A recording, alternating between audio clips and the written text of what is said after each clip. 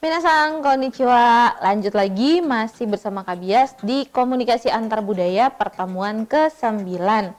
Nah, kalau di video sebelumnya saya mengajarkan kepada kalian atau menjelaskan kepada kalian tentang dimensi nilai miliknya Hofstede. Ada 6 ya, mudah-mudahan kalian masih ingat yang tadi sudah dijelaskan. Nah, sekarang kita akan lanjut membahas tentang orientasi nilai dari Clarkhorn dan Strothbeck. Jadi memang ada 3 dimensi nilai utama ya, atau orientasi nilai utama, yaitu punyanya Hofstede, lalu punyanya Clarkhorn dan Strothbeck, dan yang terakhir itu nanti punyanya Holmes. Sekarang kita akan masuk yang kedua, yaitu Clarkhorn dan Strothbeck Value Orientation atau orientasi nilai Clarkhorn dan Strothbeck. Kita langsung aja masuk. Clarkhorn dan Strothbeck ini membagi orientasi nilai menjadi 4.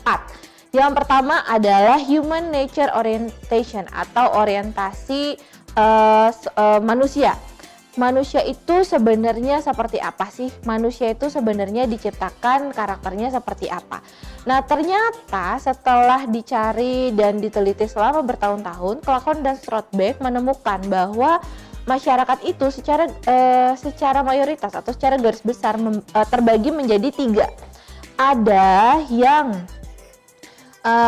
berpikir bahwa manusia itu pada dasarnya manusia itu jahat. Kayak katanya Dian Sastroka Niko Saputra gitu deh, manusia itu jahat. Itu menurut pemikiran masyarakat yang pertama. Lalu ada juga masyarakat yang berpikir bahwa manusia itu pada dasarnya adalah keseimbangan antara baik dan buruk atau antara kejahatan dan kebaikan. Atau yang terakhir, ada masyarakat yang berpikir bahwa pada dasarnya manusia itu baik. Nah, sekarang kita bahas satu-satu ya. Untuk masyarakat yang berpikir bahwa manusia itu pada dasarnya jahat atau buruk, mereka berpikir bahwa untuk kita bisa mencapai kebaikan, maka kita harus bekerja keras. Maka kita harus punya kontrol diri yang baik, maka kita harus bisa mengatur gimana caranya orang itu tidak berbuat salah. Gimana caranya supaya kita punya kedisiplinan. Ini adalah salah satu atau ya salah 2 ciri lah kira-kira kalau kita mau melihat masyarakat yang memang menganggap bahwa pada dasarnya manusia itu jahat.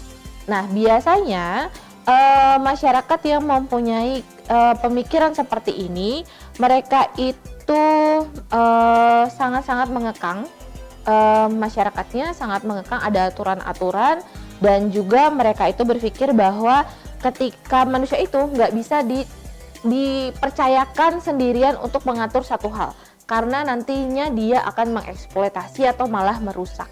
Ini adalah pemikiran masyarakat yang memang punya dimensi nilai seperti ini. Lalu yang berikutnya, ada masyarakat yang punya anggapan bahwa manusia itu terdiri dari kebaikan dan juga kejahatan.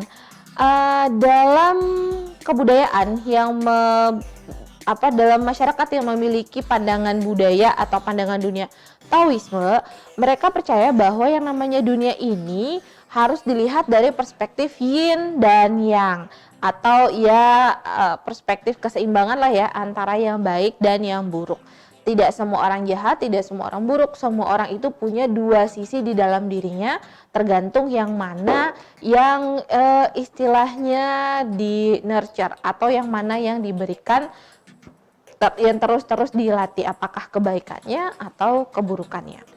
Lalu ada juga masyarakat yang berpikir bahwa manusia itu pada dasarnya itu baik kok. Nah, ini sebenarnya bisa dibilang cukup ekstrim kalau menurut buku kalian, bahwa ada filosofer seperti Konfusianisme atau bahkan Buddha yang bilang bahwa ya human nature atau pada dasarnya manusia itu sebenarnya baik. Kita lahir dengan kebaikan, tapi kita lahir dengan kasih sayang, tapi pada dasarnya nantinya masyarakat luasnya atau orang-orang di sekitar kita atau dunia di sekitar kita yang akan membuat kita justru menjadi buruk. Nah, kalau kita kaitkan ini dengan agama, berdasarkan tadi yang saya sebutkan, yang mungkin yang ajarannya Buddha atau Konghucu, mereka berpikir bahwa manusia pada dasarnya itu baik. Kalau yang Taois itu pada dasarnya manusia itu baik dan buruk. Kalau yang buruk itu ajaran seperti Islam dan Kristen. Kita bisa diskusi lagi nantinya tentang hal ini ya. Oke, yang berikutnya kita akan membahas dimensi nilai budaya yang berikutnya atau orientasi nilai berikutnya menurut Clarkhorn dan Stroutbeck. Namanya susah. Adalah orientasi hubungan antara manusia dengan alam. Ternyata setelah diteliti oleh mereka berdua nih, manusia dan alam itu punya hubungan yang berbeda-beda tergantung budaya mereka. Ada yang berpikir bahwa atau ada masyarakat yang merasa bahwa manusia itu kita harus tunduk pada nature atau kita tunduk pada alam. Alam itu punya kekuatan yang lebih daripada kita. Ada juga masyarakat yang berpikir bahwa manusia itu harus hidup berdampingan secara harmonis dengan alam. Dan yang ketiga, ada masyarakat atau budaya yang menganggap bahwa kita manusia adalah master of nature atau kita adalah tuan dari alam yang ada di dunia ini. Nah, kalau kita kembali lagi ke yang pertama, yaitu bahwa masyarakat atau manusia itu tunduk pada alam, biasanya ini adalah masyarakat atau masyarakat yang punya kebudayaan di mana mereka percaya, sangat percaya pada Tuhan, sangat percaya pada bisa dibilang sihir, magic atau kekuatan-kekuatan lainnya yang tidak bisa mereka kendalikan. Karena itu mereka harus terima apapun yang diberikan oleh alam, apapun yang terjadi. Misalnya kalau kita bawa ke masalah virus corona nih sekarang ini. Kalau masyarakatnya itu tunduk pada alam, mereka akan berpikir bahwa ya sudah, ini memang sesuatu yang diberikan oleh Tuhan atau ini adalah sesuatu yang memang dikeluarkan oleh alam, entah apapun itu tujuannya. Jadi mereka menerima bahwa ya sudah, kita hadapi pandemi saat ini, ya kita jalankan hidup sesuai dengan apa yang bisa kita lakukan. Lalu yang kedua, ada masyarakat yang berpikir bahwa manusia itu harus hidup harmonis dengan alam.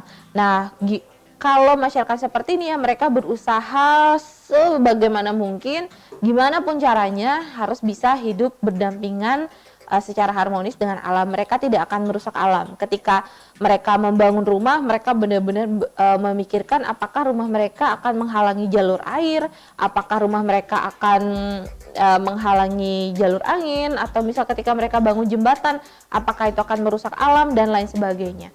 Itu adalah karakter masyarakat yang seperti ini ya. Lalu yang ketiga, ada masyarakat yang berpikir bahwa kita adalah justru tuan dari alam, atau manusia adalah master of nature. Nah, kalau masyarakat yang punya pemikiran seperti ini, biasanya mereka tidak masalah untuk melakukan eksploitasi terhadap alam. Jadi ya nggak apa-apa kalau kita gunakan semua yang ada di alam ini sebanyak-banyaknya untuk kepentingan masyarakat yang sebesar-besarnya misalnya. Nggak apa-apa tuh kita keruk emas kita yang banyak, yang penting kita bisa bangun kota. Nggak apa-apa tuh kita misalnya hilangkan yang namanya lahan-lahan yang tidak terpakai, lahan kosong, kita jadikan mall supaya kita bisa mendapatkan keuntungan yang lebih besar. Nah, biasanya karakter masyarakat seperti ini, mereka berpikir bahwa kita adalah tuan dari alam semesta ini. Lalu yang berikutnya, kita masuk ke nilai budaya yang ketiga, yaitu orientasi pada waktu. Nah, ternyata untuk orientasi waktu ini juga sama, kebagi tiga. Ada masyarakat yang orientasinya di masa lalu, ada masyarakat yang orientasinya ke masa depan, ada juga masyarakat yang orientasinya saat ini. Nah, saya akan jelasin satu-satu ya. Untuk masyarakat yang orientasinya itu di masa lalu, biasanya untuk masyarakat seperti ini, yang namanya sejarah, yang namanya agama yang turun-temurun, yang namanya tradisi itu sangat-sangat penting. Mereka tidak mau menghilangkan tradisi. Kalau misalnya tradisi itu hilang, kemudian akan dipertanyakan, kemudian akan ada kemarahan, kemudian akan ada pertentangan. Nah, biasanya karakter masyarakat yang seperti ini berpikir bahwa semua yang terjadi saat ini itu merupakan akibat dari apa yang kita lakukan di masa lalu. semua yang kita lakukan di masa ini atau yang kita dapatkan di masa sekarang itu merupakan atau harus kita refer back lagi, kita lihat lagi ke belakang. Ketika kita ambil keputusan, dulunya gimana ya? Kalau sekarang kita harus bagaimana?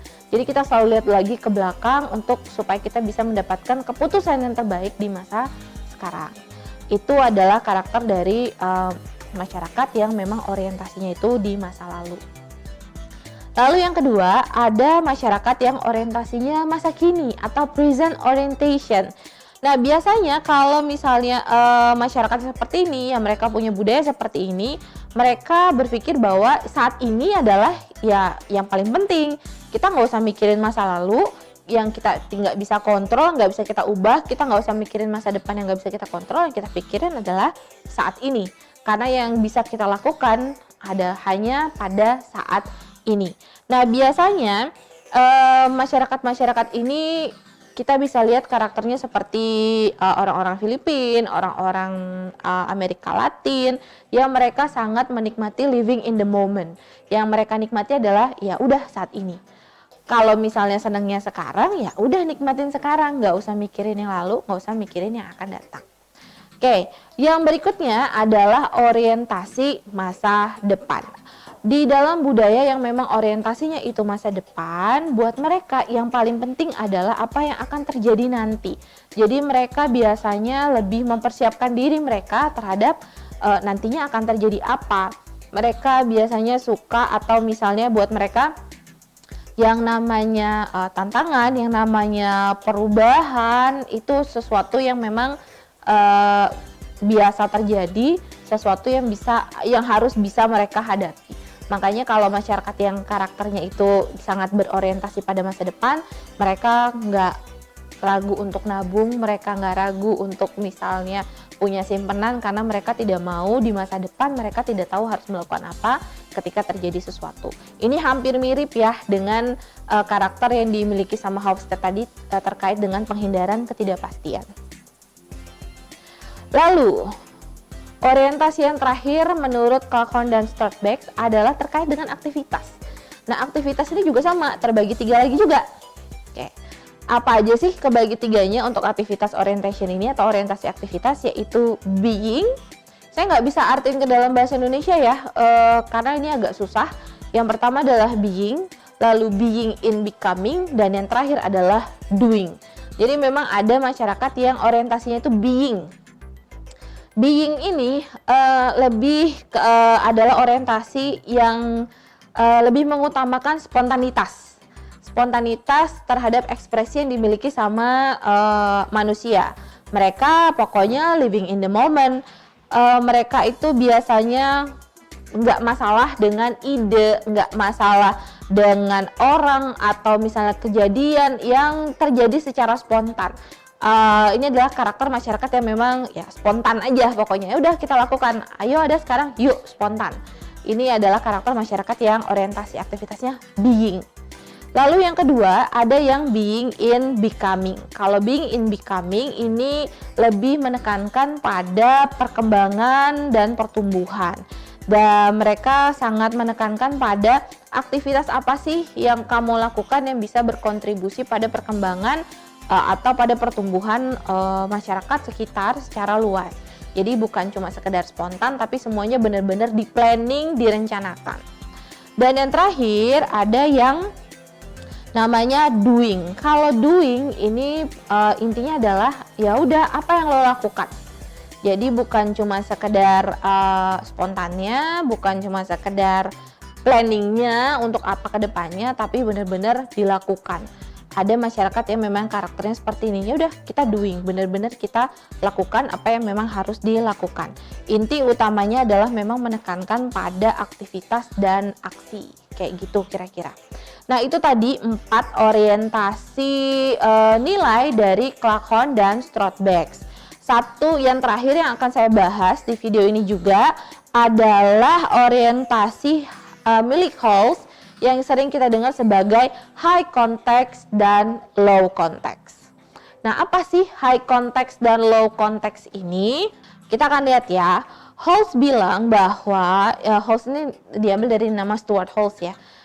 Dia bilang bahwa high context communication atau komunikasi high context itu adalah ketika kita berbicara itu tidak nggak benar-benar eksplisit.